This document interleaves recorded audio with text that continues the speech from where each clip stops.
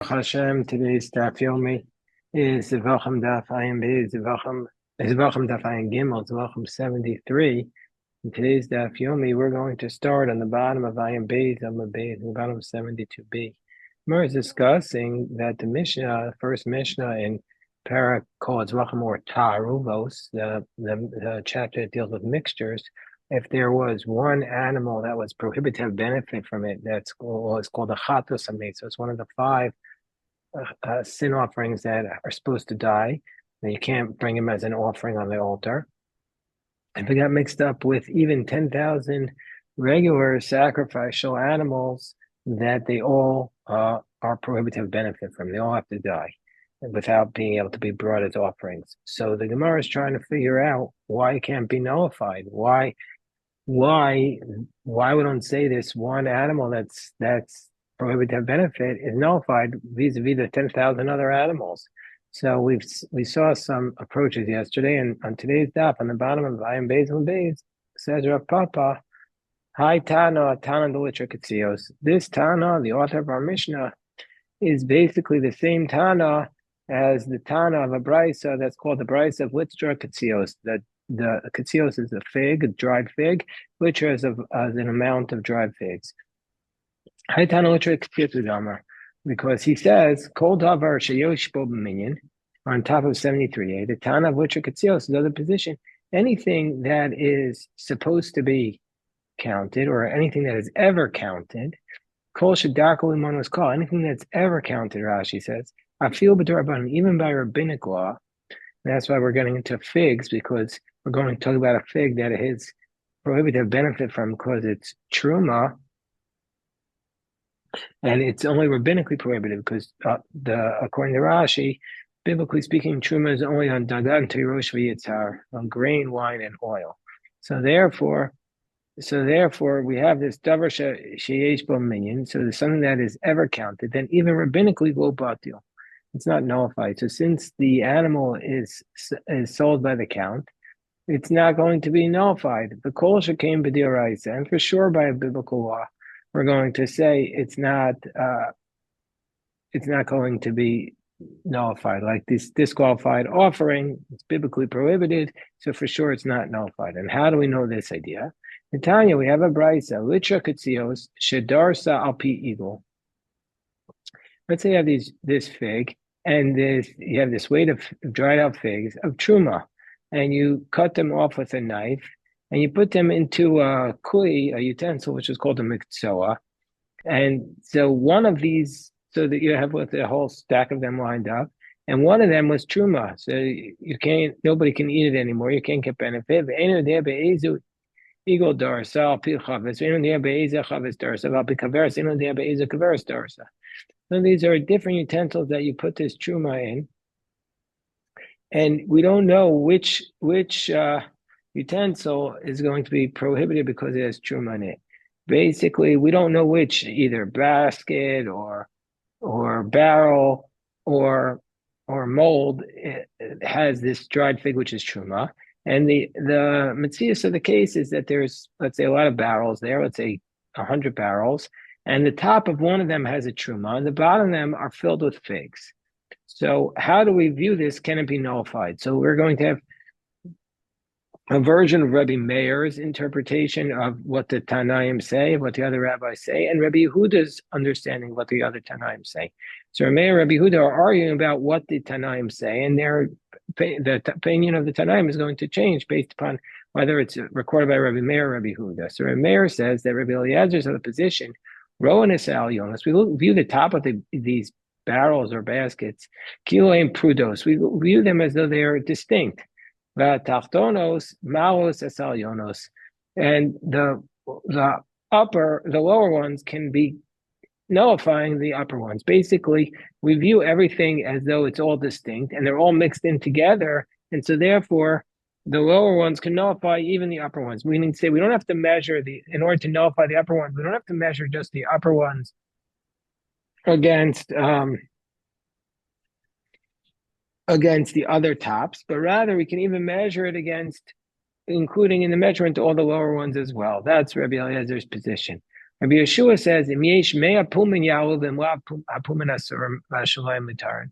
Rabbi Yeshua says, "No, we only view it vis-a-vis the tops. We can view all the tops, and it's one of the tops, and that's what will nullify it. But we don't include the bottoms to nullify it.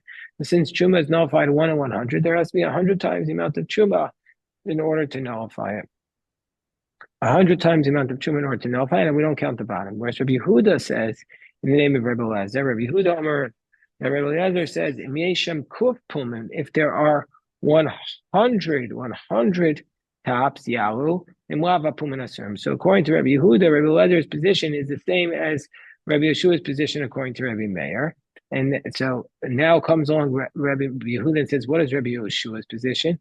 Afilu yesham shalosh meos pumin lo yalu. So this is the author of, presumably Rabbi Yehuda's understanding of Rabbi Yeshua is the same as our Mishnah, meaning to say that Rabbi Yeshua says even if there are just 300 tops, it's not going to be nullified. Even if it could be nullified just vis-a-vis the other tops, we're still not going to nullify it because presumably, like Rav Papa says, that anything that's ever counted is never nullified. That's how Rashi explained it. The kol shadakli mano is slow batil. So the Gemara, once it has established that, then says, continues with the Brisa, and the Brisa says, Darsa be'igol ve'enu yodeh be'ezem malkam be'igol. Let's say you crushed this dried fig, which is truma, into the mold, but it's mixed up with other dried figs in the mold. Ve'enu yodeh be'ezem malkam be'igol darsa. Oh, it's phono, a droma. You don't know where exactly in the press, which part of it was pressed. Then since it's all mixed up, then everybody's going to say it's going to be nullified because that under these circumstances, it's certainly not recognized by the law and it's certainly not sold by the count, and so therefore it's going to be nullified. According to everybody, it could be nullified because it's certainly mixed in at that point. But now we have another approach to explaining our Mishnah comes along from Rav Ashi. Rav Ashi says, last generation of Amoraim, and he says, no, there's a simple way to explain our Mishnah. You can even say it's the Rabbanon who say that even if it's counted, it can be nullified. But Balei Chaim Chashivi V'lo Batli. But Balei Chaim, living animals, are not nullified. They're considered chashiv and they're not nullified. And so therefore, that's what Rav Ashi would say. Even according to Rabbanan, our Mishnah could easily be explained.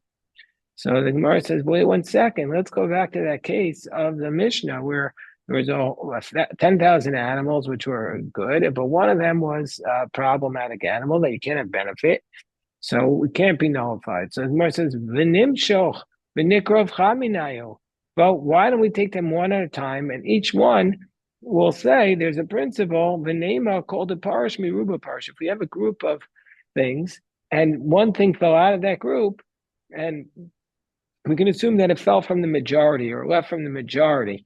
And so therefore, if the majority is permitted, it should be permitted. So here too, if we take the animals one at a time, and then we'll say you left the majority, and each one will be permitted. So the Gemara says, Nimshoch, you can't pull it away. You want to pull it away? That means that you're going ahead and taking each one from the flock. That will be a fixed prohibition, and will be standing amongst them. And we have a different concept that Havile Kavua, that'll be fixed. And we have a different concept, which is Kol Kavua Kamechsa Al Mechsa Dami, that anything that's fixed, we view it as 50-50, and that it's not nullified.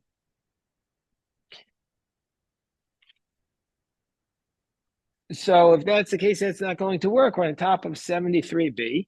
Gemara on the top of 73b says,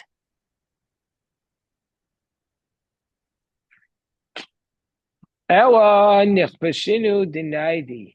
Ela nichbashu v'naidi. V'nema called the parish meruba parish. So the Gemara says, well, why don't we just say we force them to run away? So then it won't be fixed. We'll force them to scatter. And then we'll say each one that's separated from the majority. Gemara says, no, we don't like that idea. It says Rava. Why? So Rava says, you're right. It's only rabbinic, but he says it's the rabbinic reason why we don't bring it. Why? v'yakrivu, because we're concerned that the 10 Kohanim are going to come at the same time. And the Gemara's assumption now is that Rabbi is saying that the 10 Kohanim will come at the same time and pour the blood on the altar. Rashi says, "Katzal k'tay tachashta, t'chayesh l'shemer la'achar she yekheim echad echad ad sheshachtu yud," that after you take them one at a time and they're slaughtered, v'hem rov, and they're the majority, yavo yud kohanim. We're worried that what's going to happen is 10 kohanim will come after they were taken one at a time and slaughtered. They were all done properly. Then 10 kohanim will come, the yizriku demein, and they will sprinkle all their blood at once. The yaktiru a mureyan ke'echad ve'efshar v'tamsin. They're doing it all at the same time. So let's say that now it's the majority, and the majority are being brought all at once. You say, now we have to be concerned that maybe the prohibition is in that majority. The bishlam, it makes sense. I would understand if it be brought one at a time and each one would be brought. Okay, you could say each one would be brought with heter, the miruba parish, that it's separate from majority. And then the prohibition has dissipated because these are the majority. But now, if you want to bring them all at once, then we're going to say that the majority is amongst them. So therefore, we're going to say that it's not that if you bring them all at once, the Easter is still there, so it's not going to work. So the Gemara answers, Amalei, Ahumi Rabbana or Rava. There was one of the Rabban there who said to Rava, El Me'ata Migisa Asira Mishum Shema Yavo Yud Kohanim Vas Achas. So V'Akrivu. So one of the Rabbanon says to excuse me, Amalei Ahumi Rabbana or Rava El Me'ata Migisa Asura. So according to your approach, if the Chachamim were concerned that maybe you're going to sprinkle all the blood at once, and maybe the Isser was amongst them, and if you do it all once, it'll be a problem. According to you, Megisa Asura, from the pot which the blood is collected, it should be prohibited, because since they all already had taken the animals, and they each one had taken them from the mixture, and it was permitted from the concept of called the parish miruba parish, and then they accepted the blood, and that in the basin that they stir in under the assumption that it's kosher, and now they're going to go back and prohibit the blood and say it's like the majority, and then it won't no longer have a heter. Can you say that after something was permitted that it'll go back and be prohibited? Is that what really you're going to say? That seems far-fetched. So the Gemara says, I mean, really, you could say, why not? Even though it was permitted, it was only permitted under these principles. But that's a different question. Look at Rashi. Rashi says,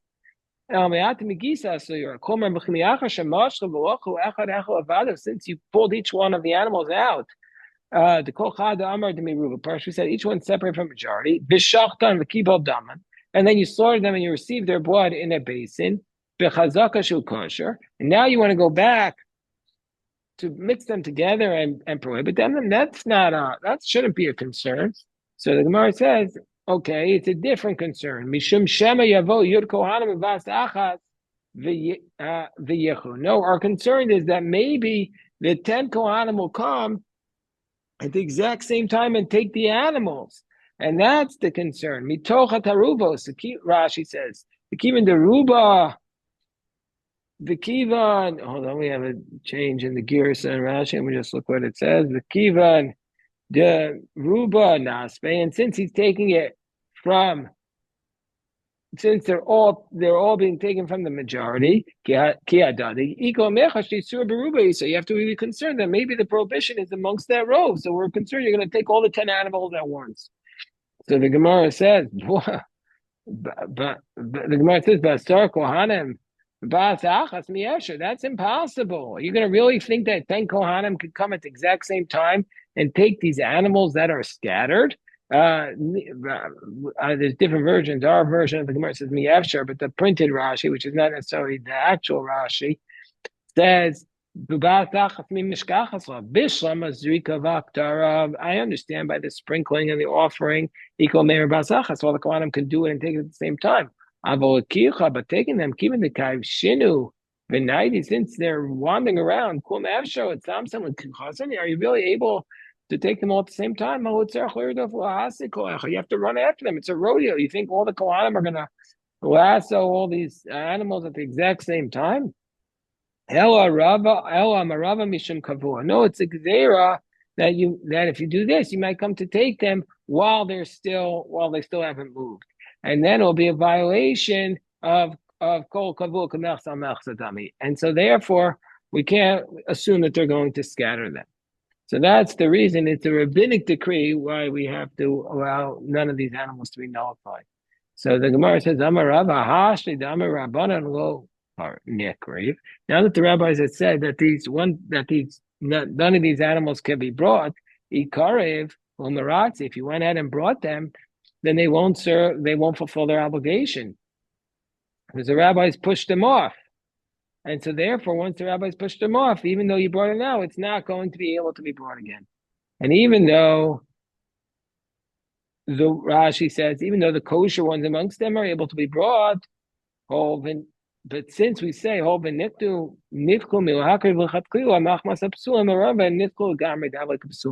since it was pushed off, we view it as though it's completely pushed off, even though it was originally kosher. And so that's what Rava's chiddush is. So Rav Huna bar Yehuda or Rava. So Rav Huna bar Yehuda challenges Rava. Don't we have the case of the two birds that we discussed a couple of days ago, the chatas and the oa, and we know that under these circumstances that the dam of the chatas has to be below, and the dam of the oa has to be above. And so therefore, if the birds that are identical, one's a chatas, one's an oa, got mixed up, chatas shenisara ba'oa, ba'oa shenisara b'chatas, afilu achas b'ribo, even 1 in 10,000, yamusukon, they all have to die. So b'med var mamur, when do we say they all have to die? But Kohen Nimwach, if the Kohen comes and he's a conscientious Kohen and he asks the question, so then we say all the birds have to die. Well, the Kohen Shein Nimwach, but let's say the Kohen doesn't ask first; he just brings them. Then asan lamala mechza kosher umechza pasal. If he took these two birds and brought them both above the line in the altar, we'll say half for kosher umechza pasal and half for disqualified, because one of them is for sure an olah. Lamata mechza kosher mechza pasal. If you did below, one is for sure chata, so one's kosher and one's disqualified. Achas lamata v'achas lamala shneim psulas. If he brought them one above and one below, then we don't know which one was brought above, which one was brought below. Both are disqualified. Shani omer chatas krevo amala, v'ola krevo amata, because then I would assume the worst, that the chatas was brought above and the o was brought below. So, but anyway, this is a question, because it says if the Kohen didn't ask, you have to let them die. But if he did ask, it's kosher. If he didn't ask and he brought them, then even though one of them is disqualified, the other one is going to be kosher. And so therefore, we should say in our case that if all these animals are brought, then at least one of them should be okay. So we see from this mission in Kingdom, that if they were supposed to be killed, if the Kohen brought them, if the Kohen asked, but if the Kohen didn't ask and he brought them, it works.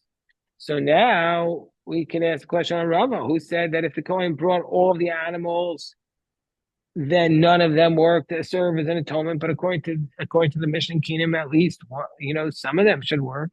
So the Gemara says, "Ela hakaman da'amar ba'alei chayim nitchen, hakaman da'amar ba'alei chayim einin nitchen." No, it's a dispute, and Rava is holding like the position that says even though it's a living animal, once it is nidach and once it's disqualified, it can never become qualified again.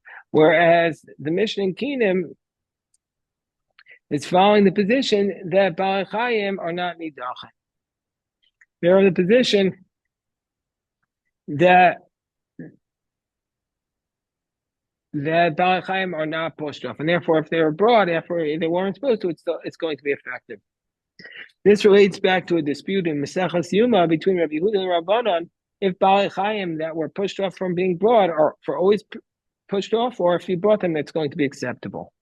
So that's a dispute. The Gemara says, but wait, Hare Shchutim, if the Balei Chaim would be slaughtered, then we would say the Kulei Alma, Hare Shchutim, the Kulei Alma Nidach, and if they are slaughtered,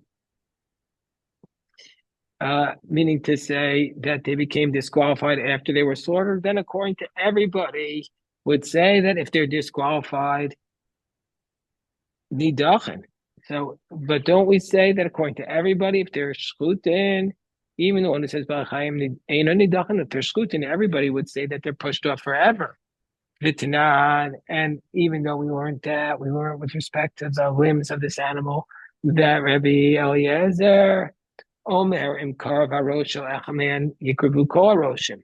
So that Rabbi Eliezer is of the position that if, and this is going to be later on Dav Ayin Zayin, that if one of the heads, if the different parts of an oil were mixed together, and the Kohen brought all of them, brought one of them, we say that the prohibited one was one that was brought. Then all the other heads could be brought. So we see from here that Balei Chaim, even though they're shchutim and they're pushed off and they're no longer able to be brought, nevertheless, if the Kohen would bring them, it would be effective. So how can the Tan of our Mishnah in Kinim say that? Oh, we would also say the Tan of the Mishnah in Kinim, which says Balei Chaim nidachim. Nevertheless, if the Kohen wouldn't ask, and it would be brought. So why does Rava say that if he brought all of the animals, it wouldn't work?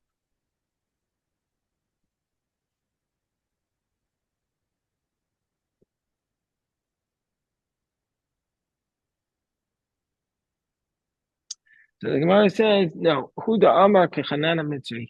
That Rebbe Eliezer holds like Chanana Mitzri, and there's a position we already saw in Yuma, we saw back on Daf Hamadalad, who says that Chanana Mitzri Omer, I feel down because maybe Chaver Mizaviko.